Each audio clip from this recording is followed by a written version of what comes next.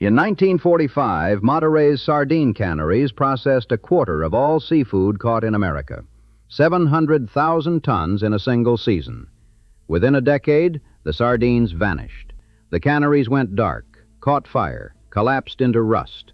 The street where thousands gutted fish by hand became so desolate, the city renamed it after a novel, because the fiction was more valuable than the reality. The last cannery standing became an aquarium, where 2 million people a year now pay to watch fish swim behind glass, in the exact building where their grandparents once packed those very same fish into cans. That smokestack is still there, by the way. Inside the Monterey Bay Aquarium, the original boilers and smokestack from the Hovden Cannery sit in their original positions, preserved like relics in a cathedral. Most visitors walk right past them on the way to the sea otter exhibit. They have no idea they're standing in what was once the loudest, hottest, most profitable sardine packing operation on Cannery Row, or that the entire street outside was, for a few extraordinary decades, the engine of an industry worth hundreds of millions of dollars in today's money. The story of Monterey is not really about fish. It's about a place that keeps being devoured by whatever loves it most, and then selling the memory of what was lost as the next attraction.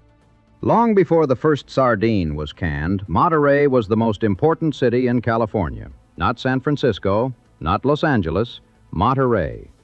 When Gaspar de Portola and Father Junipero Serra founded the Presidio and Mission here in 1770, they established what would become the capital of Alta California, first under Spain, then under Mexico for nearly 80 years.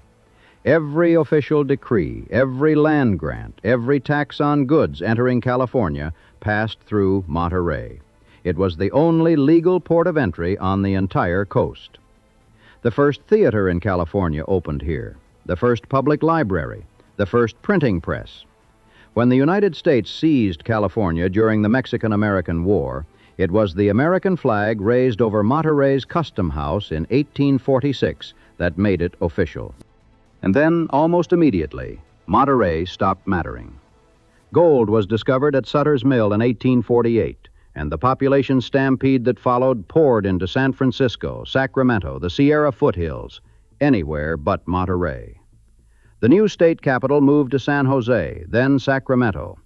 Monterey, the city that had governed all of California for generations, was suddenly a sleepy coastal village with beautiful adobes and no particular reason for anyone to visit. The population barely budged for decades.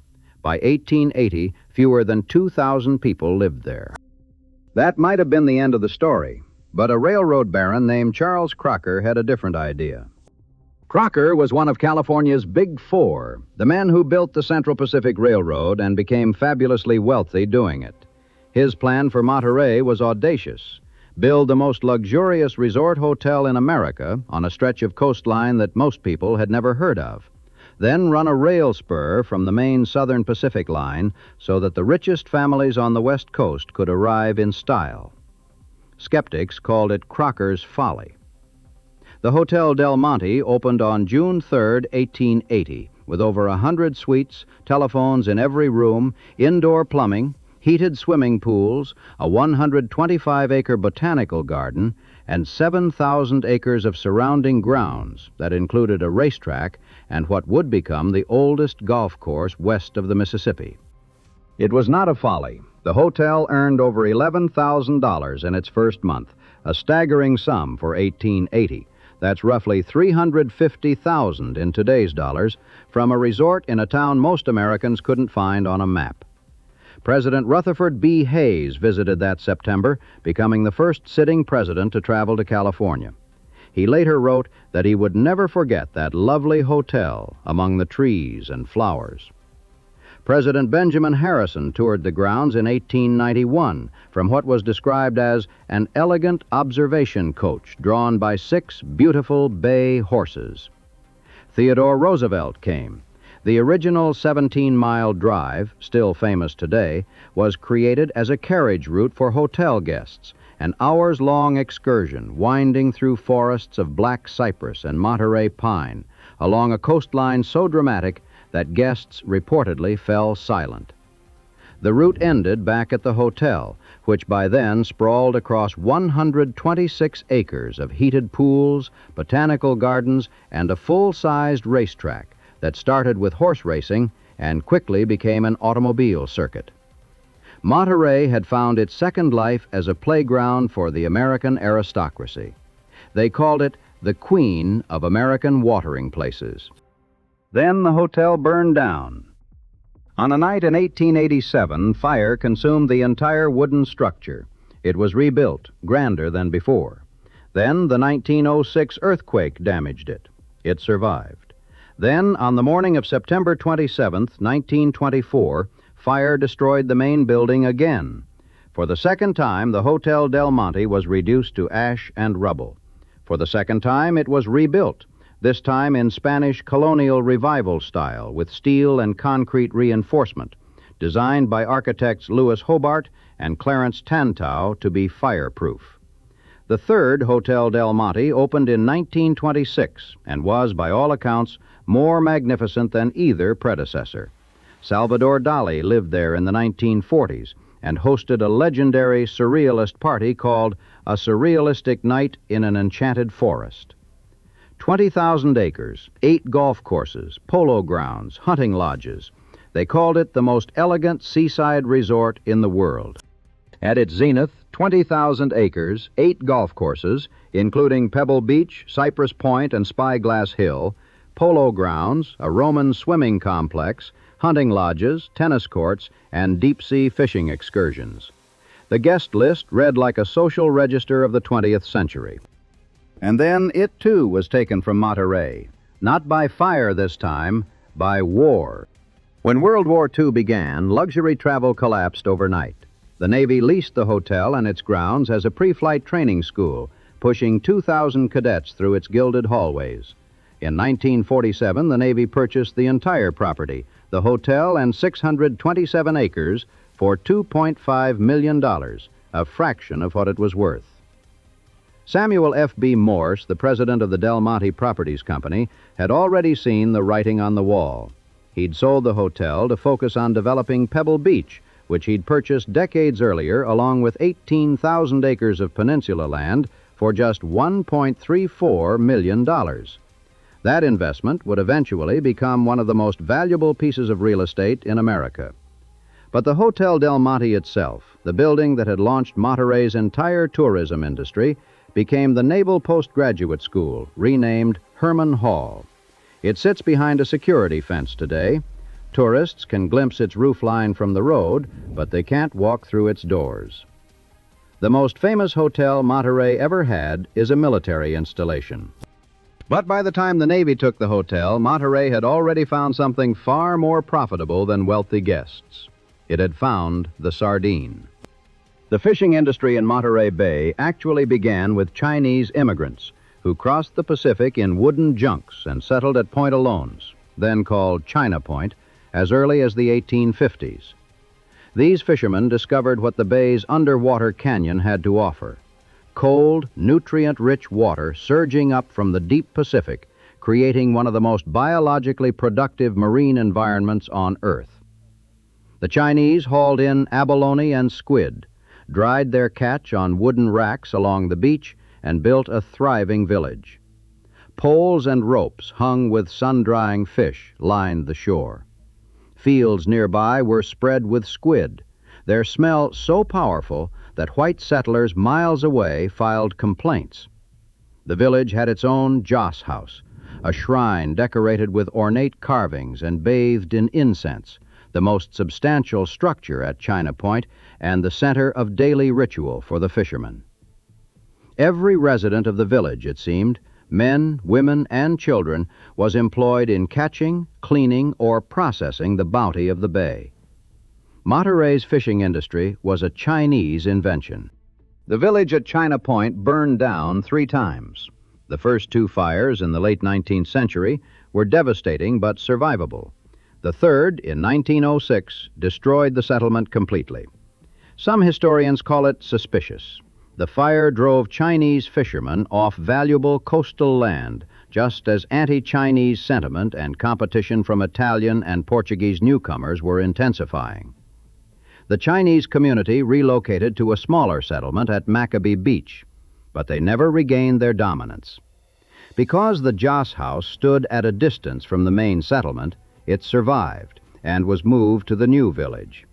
But by then, new technology, the Lampara net, introduced in 1906, had made it possible for other fishermen to haul sardines in quantities no one had imagined.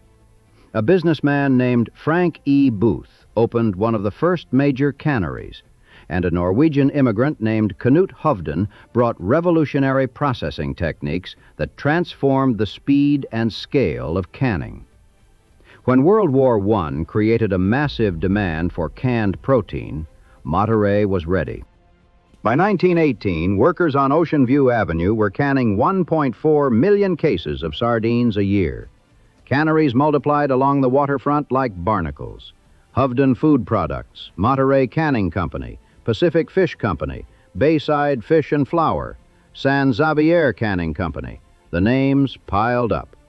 Cannery owners threw together hundreds of single-room wooden shacks to house the workforce, mostly immigrants, Filipino, Japanese, Spanish, Italian.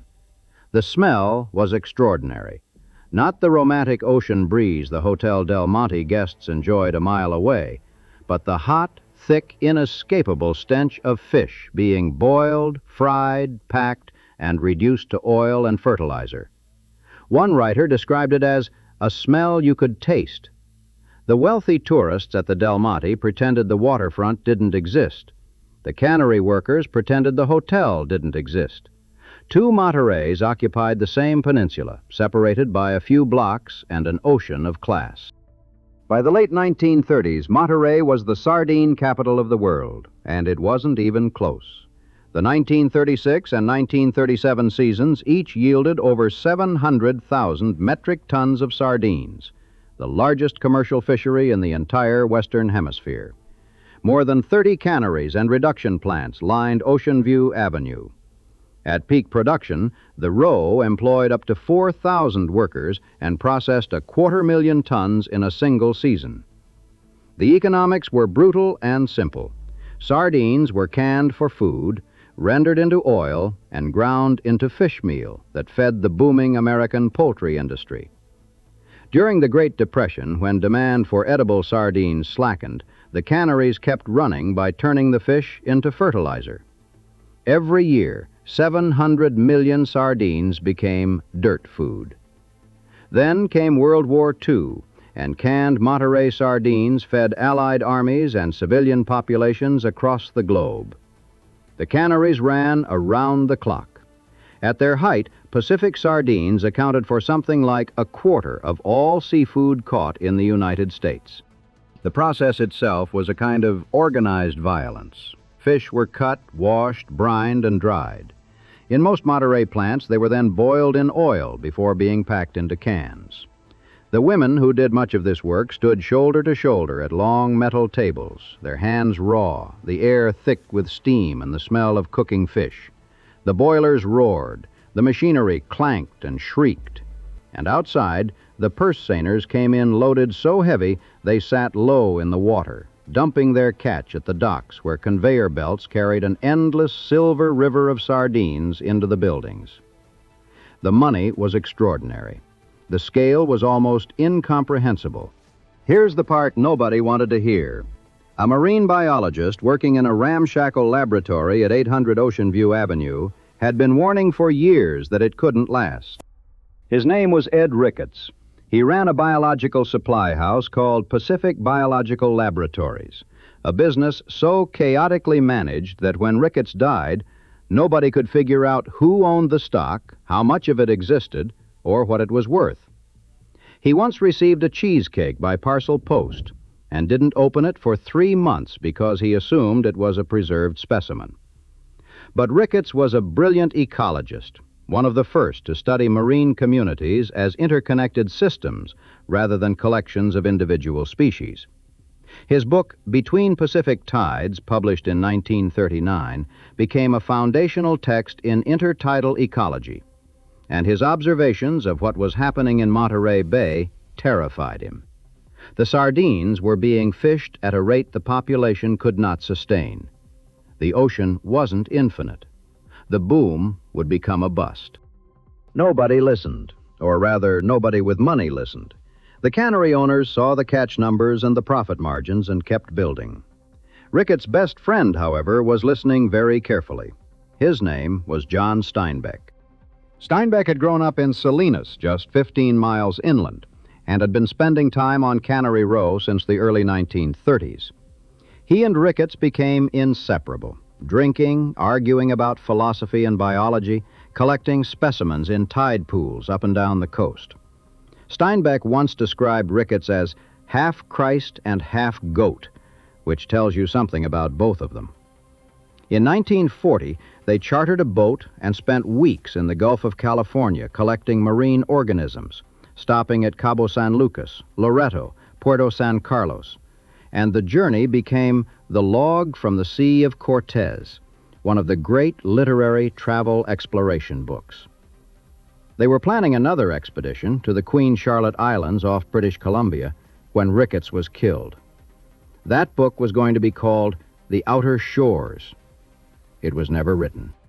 Ricketts was the model for Doc in Steinbeck's fiction, the quietly wise marine biologist surrounded by drunks, drifters, prostitutes, and dreamers on a waterfront street that smelled like money and dead fish.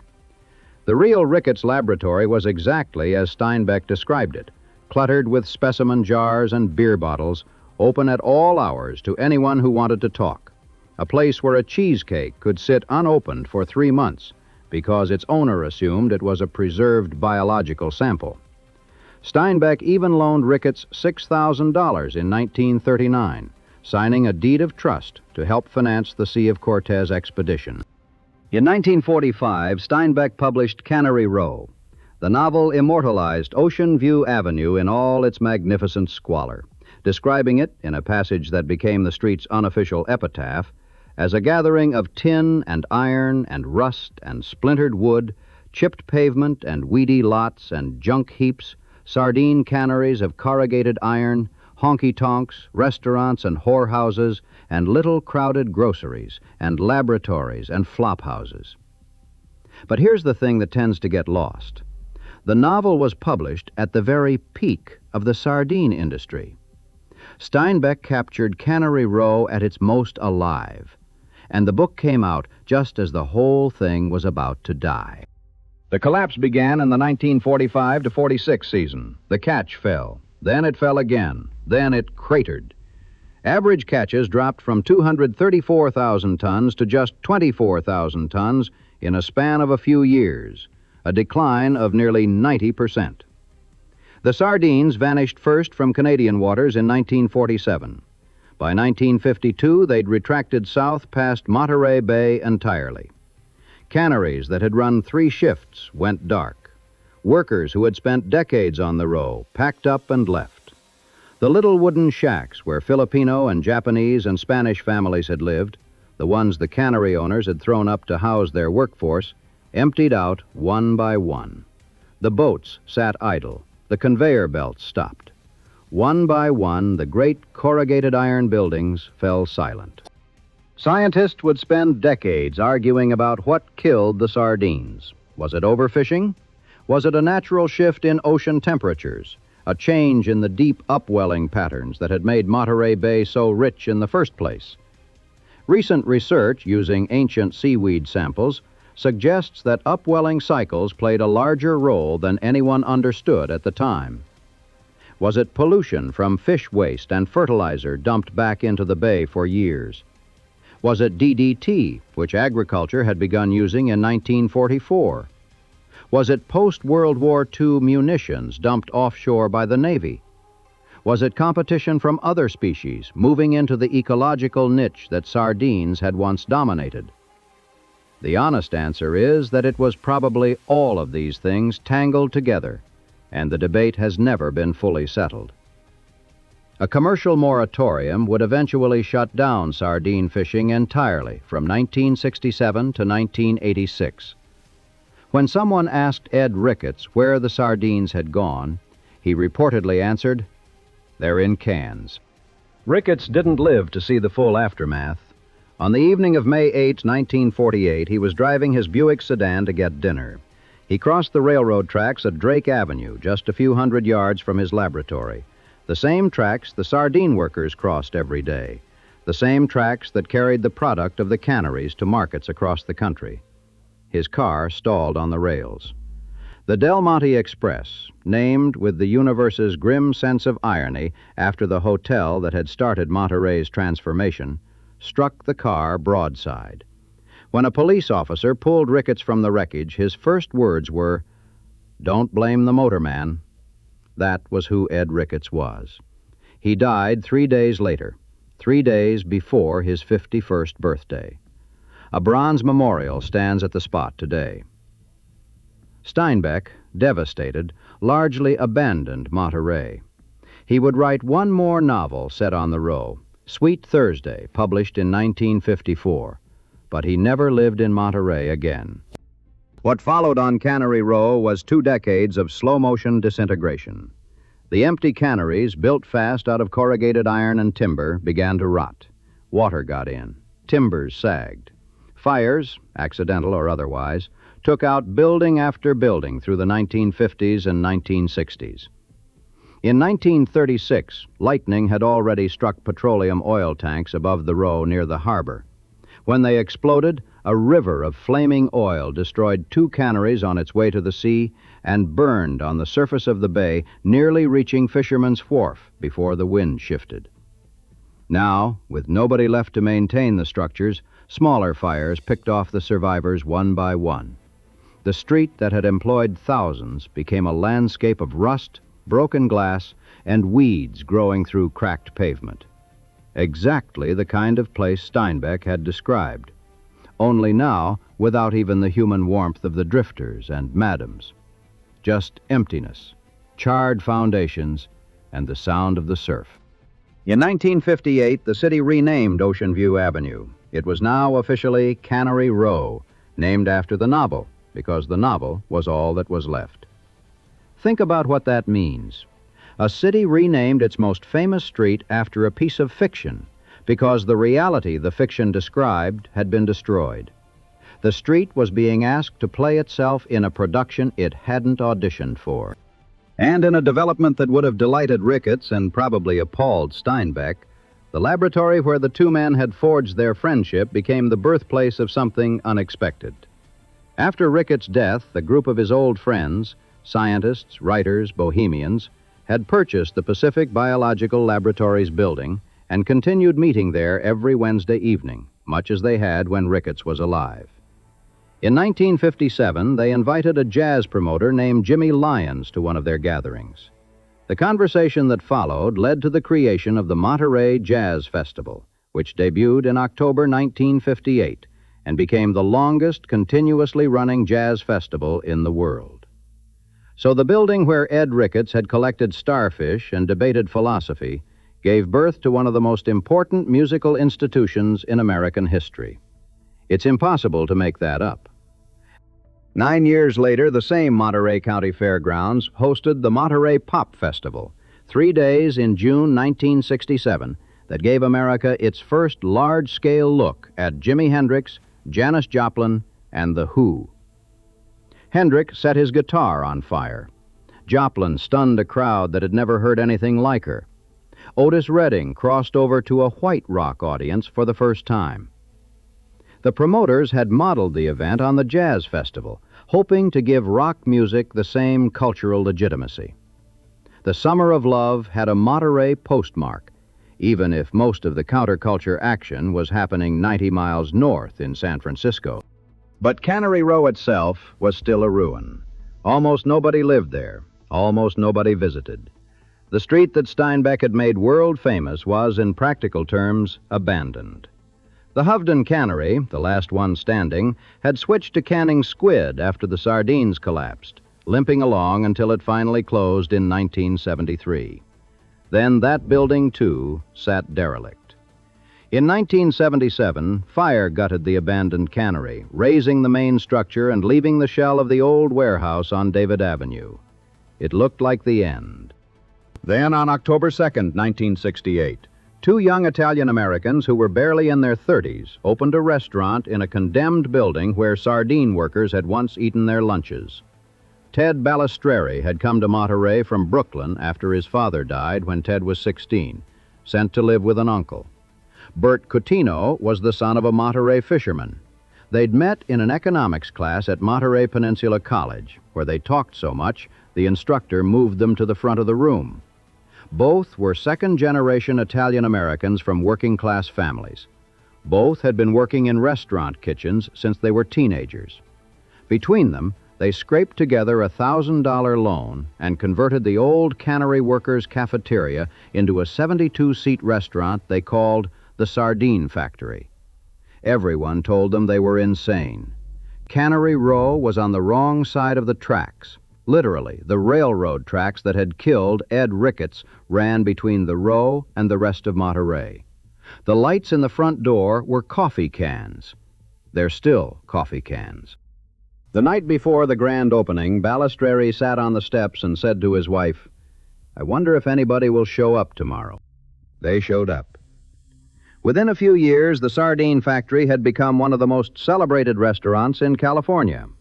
Clint Eastwood filmed scenes for Play Misty for Me at the bar in 1971. The restaurant served abalone bisque at Ronald Reagan's presidential inauguration.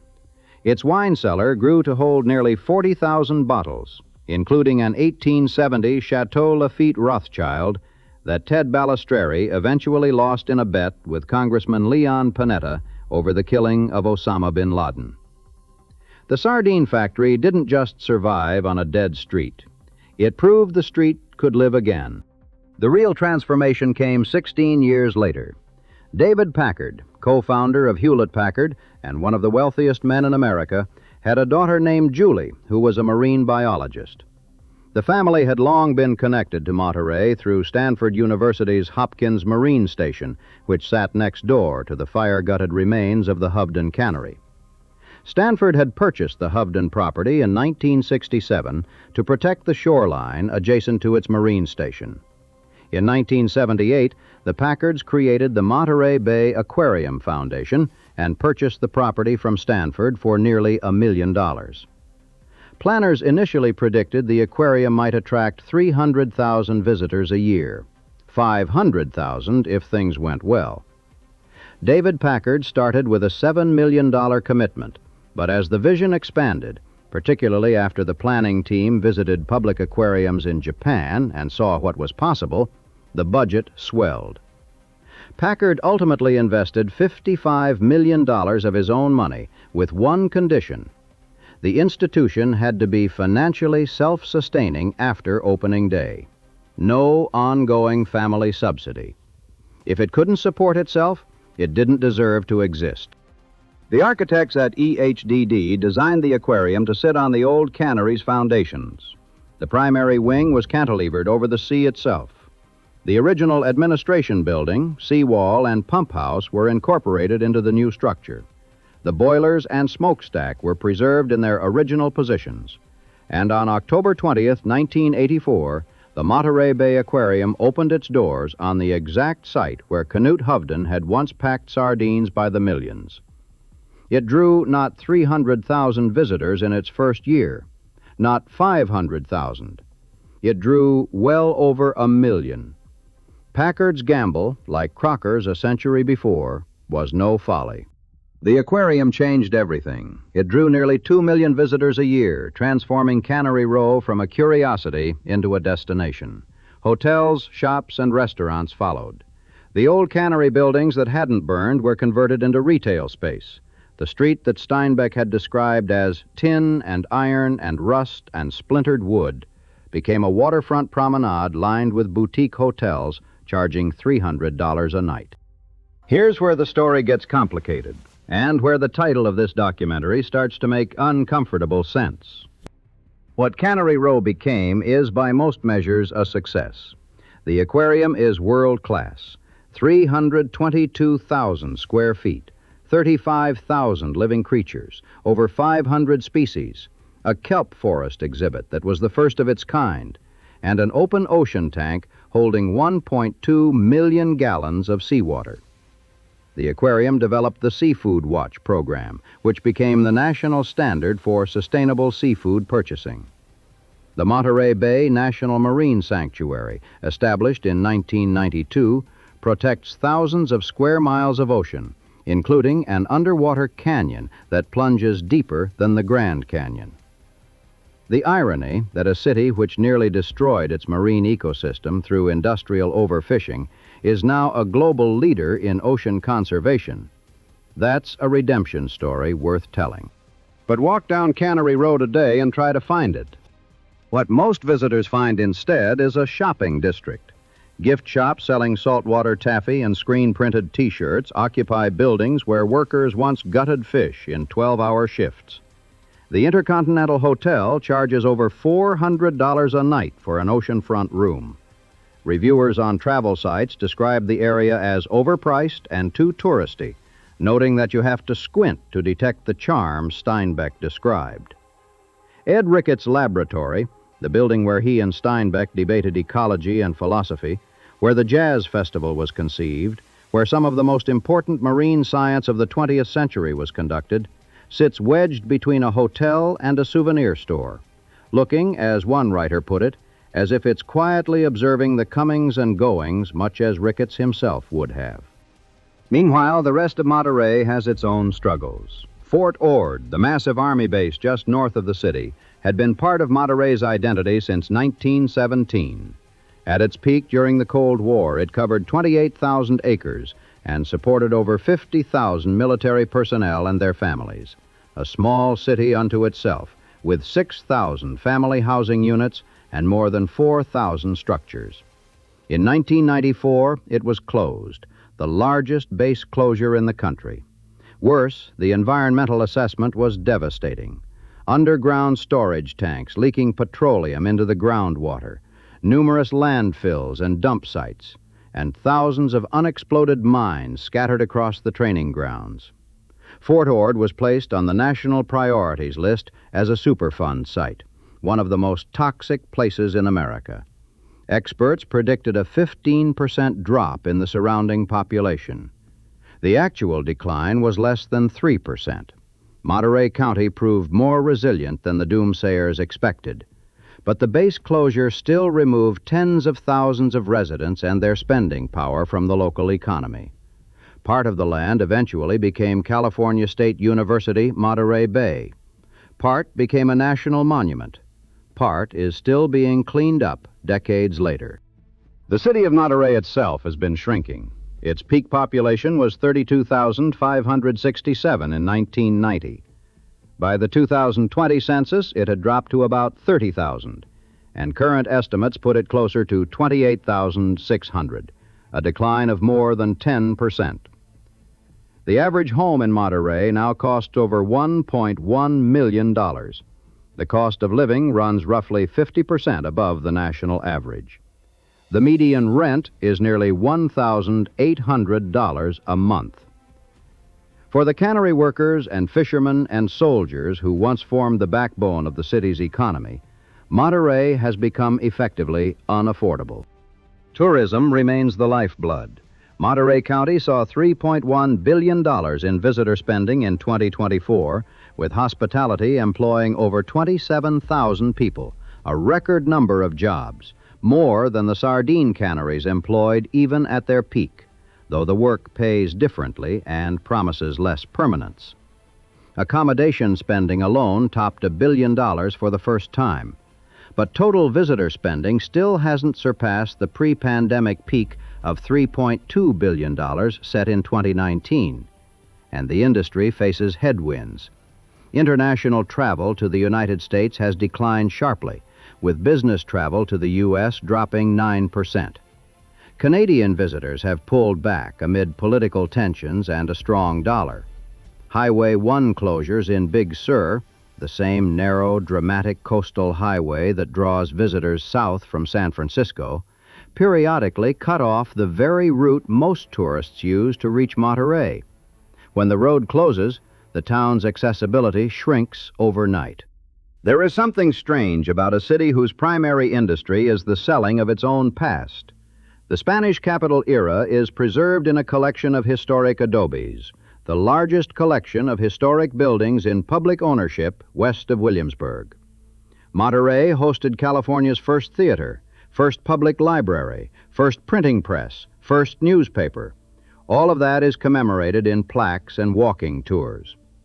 The Hotel Del Monte era survives only as a military campus behind a fence, the most elegant seaside resort in the world, closed to the public since 1942. The sardine era lives on in the name of the street, the aquarium built on a cannery's bones, and 3 tiny restored workers' shacks that the city preserved, one furnished as it would have been by a Filipino worker, one Japanese, one Spanish. 3 rooms. That's what remains of a workforce that numbered in the thousands. The rest was demolished, burned, or converted into places that sell candles and wind chimes. And Steinbeck, the writer who made Cannery Row immortal, is quoted on plaques and painted on murals along a street he'd barely recognize. When he visited in the 1960s, years after the canneries closed, he found it so changed that he felt like a stranger. The real Cannery Row, the one with the brothels and the flop houses and the stink of sardine oil baking in the sun, existed for roughly 40 years. The tourist version has now lasted longer than the original. The sardines, remarkably, came back. After a commercial moratorium that lasted from 1967 to 1986, the population recovered enough that fishing resumed in the late 1990s. By 2007, California sardine landings peaked at nearly 90,000 tons, the highest since the 1950s. And then, with an almost literary sense of repetition, they collapsed again. A 95% decline between 2006 and 2017. Another moratorium. The ocean, it turned out, hadn't finished making its point. So what is Monterey now? It is a place of extraordinary natural beauty, sitting at the edge of an underwater canyon deeper than the Grand Canyon. It is a place where you can watch sea otters crack shellfish on their bellies while floating in kelp beds that sway like underwater forests. It is a place where the oldest golf course west of the Mississippi is still in play, where the longest-running jazz festival in the world still fills the fairgrounds every autumn, where the aquarium still ranks among the finest on earth. It is a place where the sardine factory still seats 250 people a night, its wine cellar still holding tens of thousands of bottles, its coffee can lights still glowing by the front door after more than half a century. It is all of these things, and none of them have anything to do with why the city was built. The Hubden smokestack rises inside the aquarium, blackened and preserved, surrounded by exhibits about marine conservation and sustainable fishing. Most visitors glance at it and move on. A few stop to read the plaque. Fewer still understand what it represents, which is not just a cannery, but the entire pattern of Monterey's existence. Something is discovered. Something is extracted. Something is exhausted. Something is memorialized. And then you charge admission. Outside on the street that John Steinbeck named, the sea otters float on their backs in the kelp. The tour buses idle along Cannery Row. A child presses her face against the aquarium glass and watches a sardine, a real Pacific sardine, silver and alive, dart through the cold green water of a tank built on the spot where, 80 years ago, her great-grandmother might have packed that same species of fish into a can for 11 cents an hour. The sardine doesn't know where it is. The child doesn't know what was here. The building remembers, but buildings don't talk. The smell is gone. That's the thing people who remember the old Monterey mention first. The smell of a working cannery. Boiled fish, hot oil, salt water, sweat, could carry for miles. Old-timers called it the smell of money. Now Cannery Row smells like coffee, caramel corn, and the clean Pacific air coming off the sanctuary. It smells like nothing in particular. It smells like a place that has been thoroughly, professionally, and expensively cleaned of everything it used to be.